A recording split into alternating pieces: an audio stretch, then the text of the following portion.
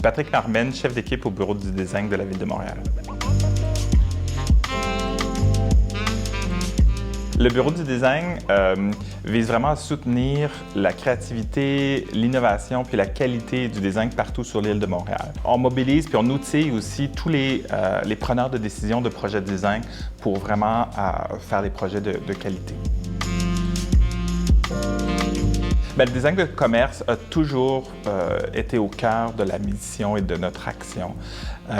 Dès le début de la création du poste de commissaire au design, il y a eu cette idée que le petit commerce, c'était l'âme de la ville et qu'en améliorant le design, on allait aider à la revitalisation des quartiers centraux et au développement de Montréal de façon générale.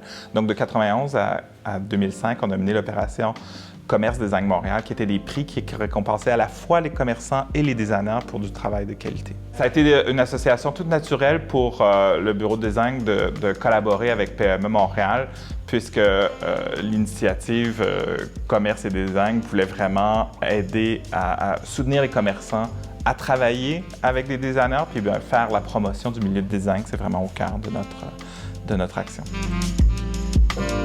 Le principal outil qu'on a présentement, c'est le guide d'aménagement pour un commerce résilient. C'est un guide qui a été préparé en collaboration avec Architecture sans frontières, des experts en commerce au détail et des designers pour aider les commerçants à réfléchir sur quel devrait être un bon design aujourd'hui dans la situation actuelle du commerce.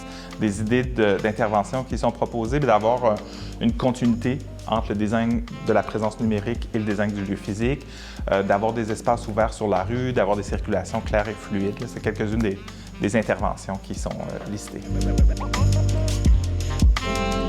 Quand on a mené l'opération Commerce Design Montréal, on a mené différentes études d'impact pour voir comment les commerçants qui avaient fait de bons designs percevaient l'impact du design.